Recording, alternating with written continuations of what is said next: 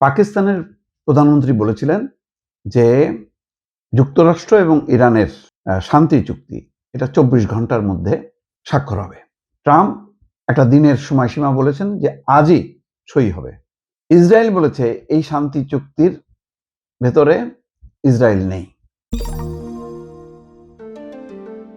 তিনটা বক্তব্য যদি বিশ্লেষণ করি তাহলে যে কোনো সময় কোন সময় বোঝা যাচ্ছে না, এবং আরো একই সঙ্গে ইসরায়েলের বক্তব্যে বোঝা যাচ্ছে যে তারা শান্তি চুক্তির আওতায় নেই, মানে ইসরায়েল তার মতন করে চলবে। তার মানে তার যে কর্মকাণ্ড গাজাতে লেবাননে যে ধ্বংসযজ্ঞ চালাচ্ছে, হামলা চালাচ্ছে, নিরীহ মানুষগুলো অকাতরে প্রাণ যাচ্ছে, সেটা সে চালাইতে থাকবে। সেজন্য সে সরে গেল। যাই হোক, সেই সংখ্যাটা মানে সেই বিষয়টা অন্য। বিষয়টা হলো কি হচ্ছে আসলে। মিডল ইস্ট আইর তথ্যসূত্র নিয়ে একটা রিপোর্ট এসছে প্রথম আলোতে, যে ট্রাম্পের কথা অনুযায়ী যুক্তরাষ্ট্র ইরান শান্তি চুক্তি আজ সই হচ্ছে কি, এরকম একটা প্রশ্ন কেন আসলো বুঝতে পারছি না। আচ্ছা, চুক্তির ফলে কৌশলগতভাবে গুরুত্বপূর্ণ হরমুজ প্রণালী খুলে দেওয়া হবে। হরমুজ প্রণালী খুলে দেওয়ার বিষয়টা নিশ্চিত হয়েছে, কিন্তু ট্রাম্পের এই বক্তব্যের সঙ্গে ইরানের বক্তব্য না মেলায় চুক্তি স্বাক্ষরের সময় নিয়ে সংশয় তৈরি হয়েছে। বলছে যে হরমুজ প্রণালী আবার খুলে দেওয়ার পথ তৈরি হবে। ট্রাম্প লিখছেন তার ট্রুথ সোশ্যালে যে রোববার চুক্তি স্বাক্ষর হবে এবং চুক্তি সই হওয়ার সঙ্গে সঙ্গে হরমুজ প্রণালী সবার জন্য খুলে দেওয়া হবে।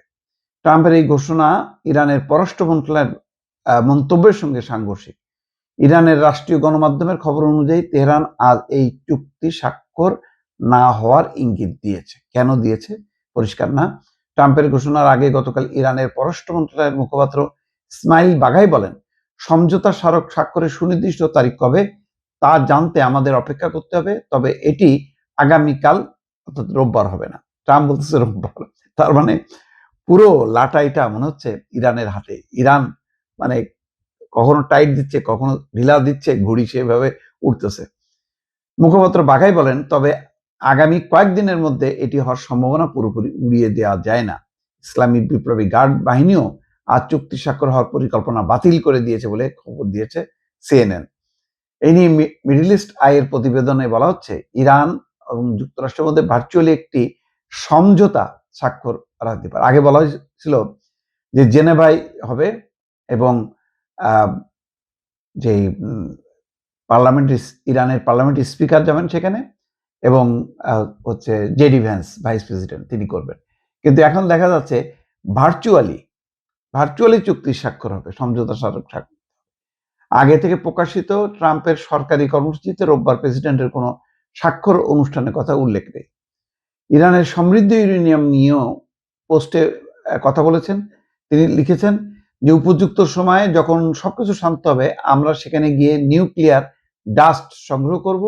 সেগুলো শক্তিশালী গ্রানাইট পাহাড়ের গভীরে চাপা পড়ে আছে। আমাদের সুন্দর B-2 বোমারু বিমান এবং এগুলো দক্ষ পাইলটদের সহায়তায় প্রক্রিয়াজাত করে ধ্বংস করব। এটা ইরানেরও হতে পারে বা যুক্তরাষ্ট্রেরও। বাপরে বাপ! মানে ওনারা ইরানে এসে মানে পাহাড়ের নিচে আছে, সেখানে ধ্বংস করবে, এবং মানে একটা ভাবলো যে ধ্বংস করে দিলাম আর কি। আবার বলতেছে পারে এটা মানে ইরানও করতে পারে। যাই হোক, বোঝা যাচ্ছে যে নানা রকম শেষ মুহূর্তে একটা টানাপোড়েন চলতেছে, দর কষাকষি চলতেছে।